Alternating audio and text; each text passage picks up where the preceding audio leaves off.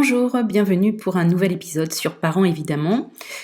Aujourd'hui, je vais vous parler des émotions et surtout comment libérer ses émotions et aider votre enfant à libérer ses émotions. Mais vous pourrez vous en servir pour vous aussi. Comment vous pouvez aussi libérer vos émotions. Les émotions sont vraiment quelque chose qui, grâce aux neurosciences, ont permis de ressortir dans beaucoup de causes de problématiques, autant dans l'enfance que dans le monde adulte. Un petit peu d'histoire et de présentation. Dans les années 70, Paul Ekman, un psychologue, avait identifié 6 émotions qui sont vraiment les émotions de base de façon universelle et vécues dans toutes les cultures. Ces émotions sont le bonheur, la tristesse, la peur, la colère, le dégoût et la surprise. Depuis, il a été découvert que nous avions plus de 27 formes en fait, d'émotions interconnectées. Et ce qu'il faut savoir, c'est qu'un enfant avant 6 ans ne pourra contrôler ses émotions, ses réflexes. Son cerveau n'est pas mature pour ça et il ne le sera pas avant 24 ans. Alors bien sûr, entre 6 ans et 24 ans, il y a vraiment une différence, c'est-à-dire qu'il pourra déjà gérer certaines de ses émotions, mais pas toutes à 6 ans. Mais vraiment, son cerveau sera mature à 24 ans. Voilà, donc ne soyons pas à vouloir qu'un enfant avant 6 ans arrive à contrôler ses émotions, il n'y arrivera pas. Et d'ailleurs, il ne faut pas les contrôler, car souvent quand on les contrôle, on les garde dans son corps. Et le mieux pour les émotions, c'est de les libérer. Libérons-nous de nos émotions qui sont normales, qui vont passer par notre corps, mais qui doivent ne pas y rester. Donc l'enfant aura toujours besoin de l'adulte pour l'accompagner face à ses émotions. On pense que l'émotion est souvent importante, ingérable. Eh bien non, elle est souvent un petit signe dans son corps de malaise. Juste, on sent que ça oppresse un petit peu au niveau du thorax, ou il y a un petit zouizoui dans le ventre, on a la gorge un peu serrée, on sent un peu nos mâchoires se serrer aussi, un petit mal de tête, voilà. Ça peut vraiment être quelque chose plutôt lié à l'inconfort, au malaise, plutôt que quelque chose d'exceptionnel. Donc, et si on la laisse partir, cette émotion, eh ben, en 1 minute 30, elle a disparu. Voilà, 1 minute 30. Et souvent, nos émotions, nous, on les garde pendant des années avec nous, dans notre corps, parce qu'on n'a pas réussi à se libérer de cette émotion. On doit aider donc l'enfant à se libérer de ses émotions, et pour ça, l'adulte va aussi appréhender, comprendre ses émotions, pour aussi lui les libérer et permettre comme ça à l'enfant d'apprendre grâce à l'adulte qui est auprès de lui. Voilà, donc c'est un adulte, c'est un parent, et pour ça, il y a différentes techniques. Nous allons les voir maintenant.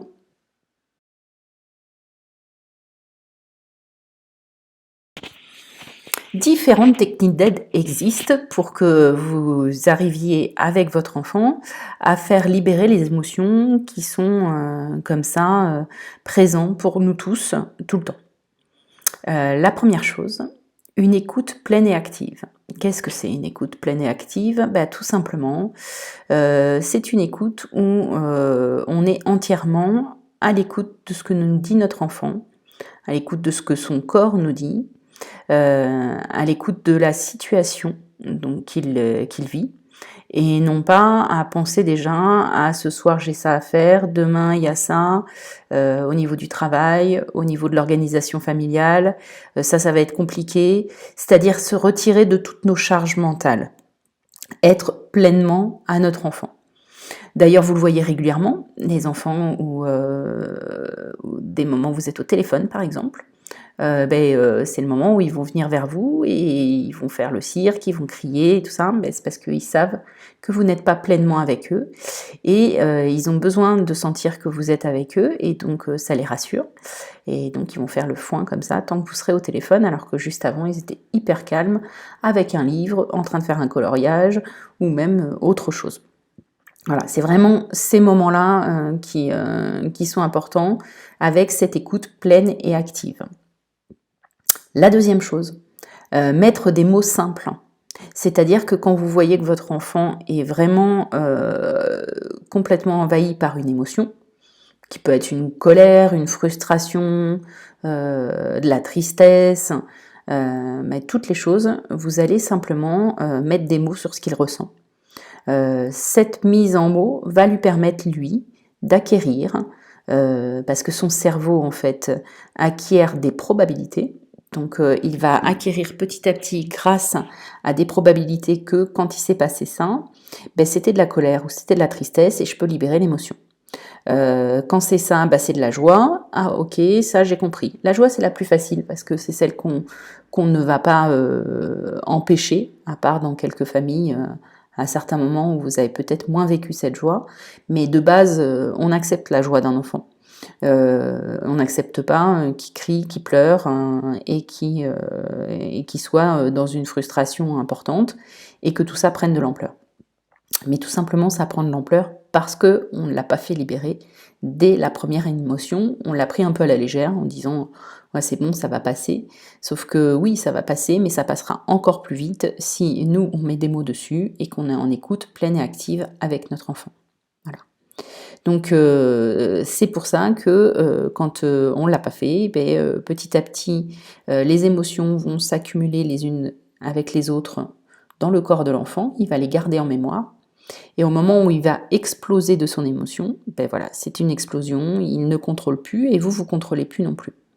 Alors que si vraiment l'émotion, on l'a laissé venir, on l'a entendu, on dit ah oui, ben on a compris que tu étais frustré, mais ça, c'est comme ça, et tu sais, il va falloir que tu fasses avec parce que je ne changerai pas la règle, on ne met pas les doigts dans une prise, hein, c'est pareil, une règle assez importante.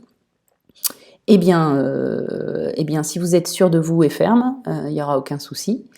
Et lui, il pourra libérer sa frustration, sa colère de ne pas pouvoir faire ce qu'il avait envie, parce qu'il avait envie de voir ce que ça faisait quand même, de mettre les doigts dans une prise. Mais nous, on sait que c'est dangereux, donc on ne va pas le laisser faire. C'est pour ça aussi qu'il faut prioriser ce pourquoi on va donner des indications ou pas. Et puis, mais surtout, voilà, donner à chaque fois une explication de l'émotion que l'enfant ressent. Donc c'est vraiment aider l'enfant à décoder ses sensations et à les libérer. Donc la sensation, c'est une petite chose, hein, un petit pincement, quelque chose qui vient dans un coin, on se sent pas bien dans son corps, on n'est pas très enclin à vouloir parler à un autre parce qu'on sent qu'on a un peu de rancœur. Toutes ces choses-là, elles sont en lien avec une émotion qu'il y a eu au début. Voilà. Donc on est auprès de lui, on le contient quand il y a besoin. Contenir, ça ne veut pas dire museler, ça veut dire faire un câlin enveloppant qui va sécuriser et qui va permettre aussi à l'enfant de se retrouver dans son corps. Donc on lui exprime aussi ce qu'il a traversé avec son émotion et on l'aide à comprendre laquelle. C'est-à-dire que si nous, on n'a pas analysé ce qui s'était passé aussi, ben on peut poser la question à l'enfant. Qu'est-ce que tu ressens? Ça vient se positionner où? Voilà. Ah, bah t'as ça, bah en fait c'est une émotion qui passe, t'as sûrement de la colère, de la tristesse, puis à un moment il va vous dire oui, c'est ça, c'est de la tristesse. Ah, voilà, bah, t'as de la tristesse, pourquoi? Ah, bah parce que un tel, il n'a pas voulu jouer avec moi, donc ça veut dire qu'il m'aime pas. Alors, c'est pas parce qu'il n'a pas joué avec toi qu'il t'aime pas, donc t'as pas à être triste de ça, mais là actuellement, lui, il a envie de jouer seul, et t'inquiète pas, il t'aime vraiment bien, et c'est vraiment pas lié à ça.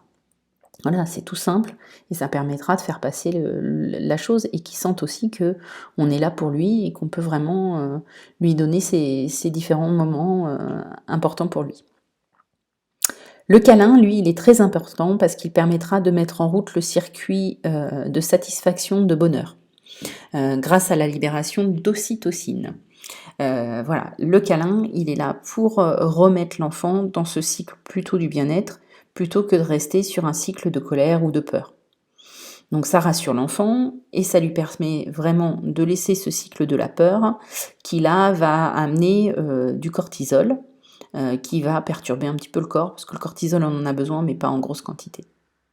Donc il est préférable d'avoir un petit peu plus d'ocytocine que de cortisol dans son corps, donc plus de câlins. Voilà. Donc lui, l'enfant, lui, pourra pas passer de l'un à l'autre sans l'aide d'un tiers. Tout simplement par rapport aux connexions dont je vous ai parlé tout à l'heure. Et avant 6 ans, 7 ans, un enfant n'arrive pas à passer de l'un à l'autre sans avoir l'adulte qui vienne en fait l'aider par rapport à ces passages de circuit. Donc vraiment, aider l'enfant à passer d'un circuit à l'autre et pour ça, être présent pour lui, le rassurer.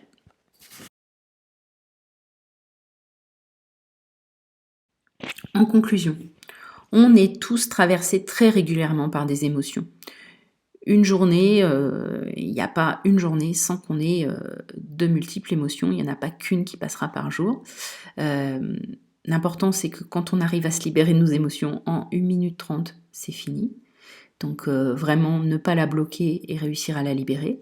Si en tant qu'adulte, vous n'avez pas appris à reconnaître vos émotions, vous êtes un peu coupé de vos émotions, bah, il y a des personnes comme moi qui existent, qui vous permettent en fait de réintégrer un fonctionnement sur vos émotions, de les ressentir de nouveau dans votre corps et de permettre en fait d'apprendre à les décoder. Et donc comme ça, grâce à ça, qui vous permettra derrière de les décoder avec votre enfant. Mais sachez qu'instinctivement, en fait, très régulièrement, vous savez ce qui se passe pour votre enfant. C'est juste que ça vient un petit peu en résonance avec les vôtres et donc ça vous rassure pas et vous avez un peu peur parce que vous avez été débordé à certains moments, parce que on vous a pas aidé à les libérer et puis ça a explosé et donc vous vous dites ah là là, si ça arrive jusque là, j'arriverai pas à gérer avec mon enfant. Eh bien si, vous arriverez à gérer parce que vous irez avant ça grâce à l'apprentissage de vos émotions et que c'est juste des petits moments, des petites choses qui se passent dans son corps. Quand c'est passé, ben c'est fini. 1 minute 30. Voilà. On peut facilement, par différentes techniques, apprendre à les faire.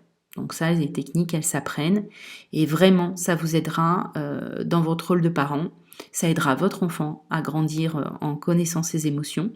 Et donc vraiment, c'est hyper important parce que les émotions, c'est quand même la base de beaucoup de maux, de maladies de notre temps, mais des temps anciens également, hein, parce que ils étaient quand même pas très très ouverts à leurs émotions pendant pas mal de siècles. Hein.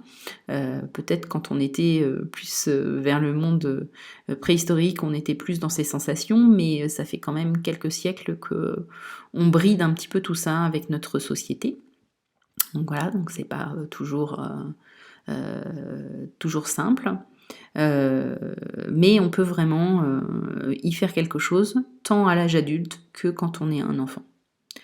Donc ne prenons pas à la légère les émotions, mais vraiment comme un apprentissage de nos comportements et de là où on peut aller et de réussir à faire attention à ce qui est important pour nous, à notre bien-être.